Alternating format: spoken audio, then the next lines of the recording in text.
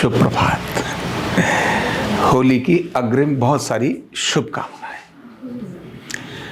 और होली उत्सव हमारे लिए एक बहुत अनुपम और एक अद्भुत उत्सव है भारत के लिए, और भारत की महान वैज्ञानिक परंपरा को दर्शाने वाला ये बहुत अद्भुत उत्सव है।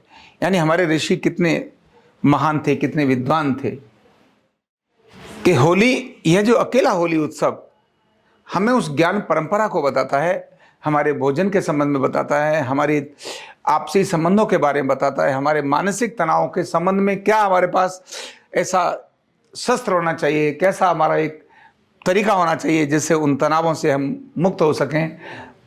और इतना ही नहीं, प्रकृति के साथ भी हमें जब अनायास ऐसी चीजें कुछ क्रिएट करनी पड़े तो प्रकृति में जो उसकी नेचुरल प्रक्रिया है उसको ब्रेक करते हुए हम कैसे अपनी सुरक्षा कर सकते हैं, ऐसे अनेक प्रकार के उदाहरण केवल ये अकेला होली का उत्सव हमको देता है। और उसमें से एक है कि एक ऐसा वस्त्र हमारे ऋषियों ने बना दिया कि जिसको ओढ़कर कोई भी अगर बैठ जाए अग्नि के अंदर तो जलने की तो बात क्या, उसको ताप भी महसूस ना हो। क्योंकि अग्नि के दो गुण हैं, एक है जलाना, दूसरा ताप देना, गर्मी देना। आपको नहीं जला रही है लेकिन फिर भी आप सामने खड़े नहीं हो सकते, क्योंकि जो ताप है ना उसका बहुत तीव्र, वो आपको हिला देता है। तो ताप से भी केवल जलने से नहीं बचाया, अब तो ताप से भी बचाने की ताकत रखने वाला, और वो भी कितना सरल, जिसको ओढ़ा जा सके। जैसे कोई एक वस्त्र है, कहते ना वस्त्र, अग्नि से बचाने वाला वस्त्र, जैसे गोली से बचाता है ना आजकल, बुलेट प्रूफ कुछ भी जैकेट पहन लो, लेकिन बुलेट प्रूफ जैकेट को ऐसे ऐसे मोड़ नहीं सकते, उसकी भी एक निश्चित प्रक्रिया है, उसको भी हार्डपन होगा उसका। लेकिन वो वस्त्र जो ऐसे धारण कर लिया, ओढ़कर बैठ गए, अग्नि कितनी भी ऊंची चिता जला दो वो उसको न जला सकती है न उसको ताप दे सकती है।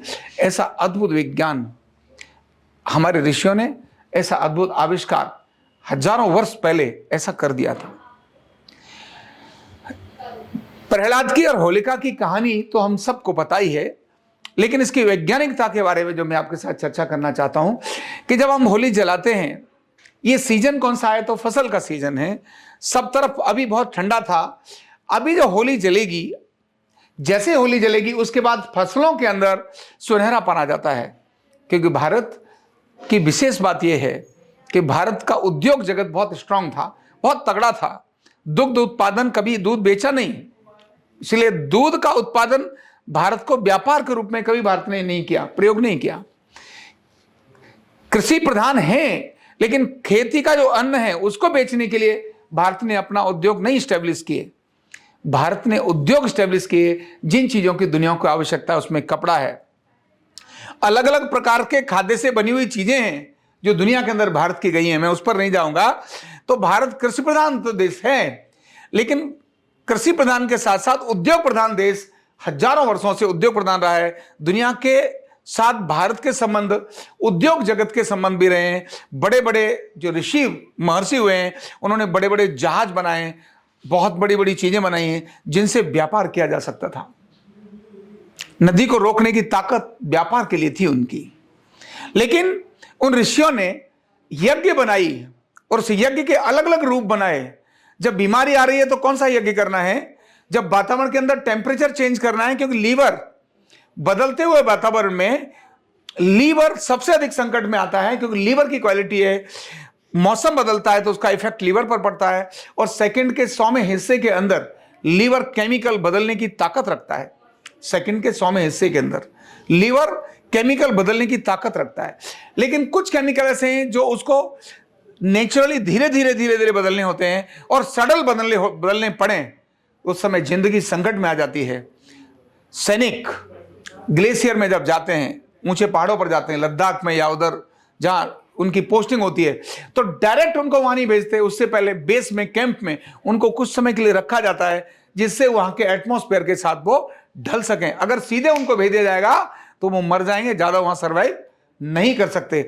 अचानक यात्रा में भी जाते हैं अमरनाथ और बाकी पहाड़ की एरिया में, तो जो बेस कैंप पे थोड़ा रुके नहीं, सीधे गए, वहां उतरे और वहां से ऊपर जाने लगे, तो सांस लेना उनको मुश्किल हो जाता है, क्योंकि लीवर सपोर्ट नहीं करता। हमारे ऋषियों को प्रकृति का ज्ञान था, इसीलिए उन्होंने ऐसे त्योहार और उत्सव बना दिए, ये होली बना दी। क्यों? सर्दी से गर्मी की तरफ हम जा रहे हैं, सर्दी से गर्मी। इससे पहले अभी हमने लोहड़ी का और ये सारी प्रक्रिया भी करी थी, लेकिन ये जो होली का त्योहार है, ये होली का त्योहार हमारे को मौसम के अंदर एकदम चेंज लाने के लिए, ये छोटी छोटी अग्नि जब ऊष्मा सब तरफ फैलती है तो हमें जो मौसम से बदलने वाले रोग वो नहीं आते। इसीलिए इसके बाद तुरंत कुछ ही समय के बाद एक बसोड़ा प्रोग्राम भी होता है, बासोड़ा जिसको बोलते हैं, जब सब महिलाएं रात्रि में भोजन बनाते हैं। ऐसे वासा भोजन खाना वर्जित है, वासी भोजन खाना, लेकिन होली के तुरंत बाद जब सारी तरफ जो ताजा भोजन करना चाहिए, केवल एक दिन ऐसा है जो रात्रि में भोजन बनाना है और उसको रात को नहीं खाना, सुबह अगले दिन खाना है, और उस दिन सुबह ताजा बना हुआ भोजन वर्जित है, नहीं खाना। यह सब हमारे लीवर को ध्यान में रखते, हमारे आरोग्य को ध्यान में रखने के लिए सके।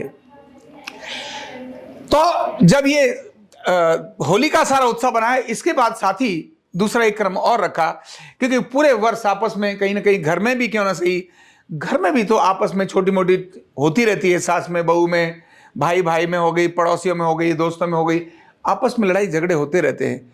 उन्होंने कहा कि सारे वर्ष में जो भी चीजें हैं होली के दिन जला दो और एक दूसरे पर रंग लगा दो। रंग मतलब क्या है?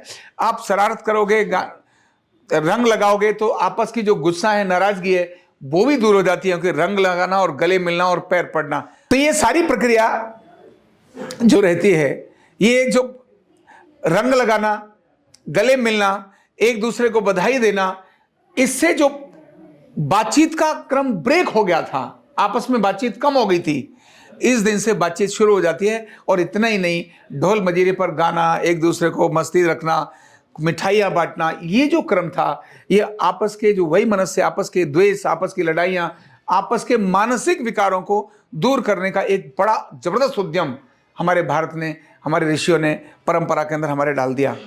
और एक और बात बताकर पूरी बात करूंगा, और वह है रंगों का महत्व हमारे शरीर में कितना उपयोगी है, कितना आवश्यक है हमारे शरीर के लिए रंग।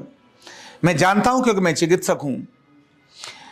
सभी ग्रहों के एक एक रंग होते हैं, हर ग्रह का एक रंग है। किसी ग्रह का बिगड़ जाए, शनि के लिए काला वस्त्र दान किया जाता है, शनि के लिए आप लाल दान करके दिखाओ, ऐसा नहीं है। तो मंगल के लिए अलग है, बुध के लिए अलग है, शुक्र के लिए अलग है, ऐसे उनके रंगों का बहुत महत्व है। और शरीर में इन सभी ग्रहों का अपने आप में बहुत एक तारतम्य है। यह होली का रंग एक कलर का नहीं होता है, रंग बिरंगा होता है। और जब हम शरीर पर इस पर्टिकुलर रंग को डालकर सूर्य की रोशनी में घूमते हैं, तो हमारे शरीर के अंदर रहने वाली जो डेफिशिएंसी हैं, वो डेफिशिएंसियां ठीक होने लगती हैं। इसलिए होली वाले दिन अगर आपको कितना भी कुछ हो, कोई और रंग डाले न डाले, अपने रंग अपने ऊपर डालो। हरा है, नीला है, हरा है, लाल है, सामान्यतः 4 ही रंग होते हैं, उनमें से अनेक सारे रंग बने हैं। तो काला रंग तो कौन डालेगा?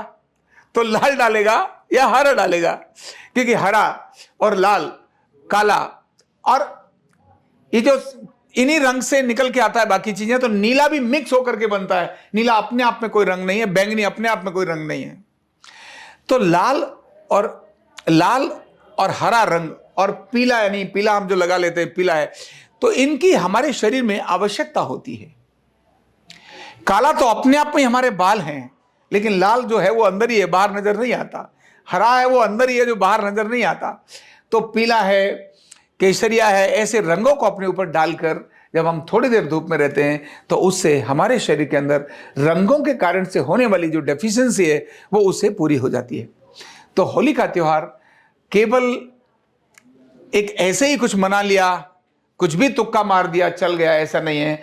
अनेक सारे वैज्ञानिक, अनेक सारी ऐसी महान परंपराओं को लिए हुए यह त्यौहार है, और इसकी जानकारी हमको भी होनी चाहिए और इसकी जानकारी वाकियों को भी होनी चाहिए। इसीलिए ये जो मैंने संदेश दिया है, ये अधिकतम लोगों को भेजना भी है। आज के ये आरोग्य संदेश चैनल पर ये उपलब्ध भी होगा, गूगल में भी अनेक सारी जानकारी मिलती है, लेकिन तो भी हम इस जानकारी को अधिकतम लोगों को भेजें। आप सभी को होली की बहुत बहुत शुभकामनाएं। न्यूरोथेरेपी का कंप्लीट कोर्स सीखने के लिए जुड़िए हमारे ऑनलाइन ट्रेनिंग प्रोग्राम से और जानिए करीब 100 बीमारियों का इलाज बिना दवा और बिना मशीन के। इस न्यूरोथेरेपी ऑनलाइन ट्रेनिंग प्रोग्राम से आप घर बैठे बन सकते हैं गवर्नमेंट सर्टिफाइड न्यूरोथेरेपिस्ट। रजिस्ट्रेशन के लिए नीचे दिए गए नंबर पर अभी कॉल करें और हाँ, हमारे वीडियो को लाइक करना, शेयर करना और चैनल को सब्सक्राइब करना बिल्कुल भी ना भूलें। धन्यवाद।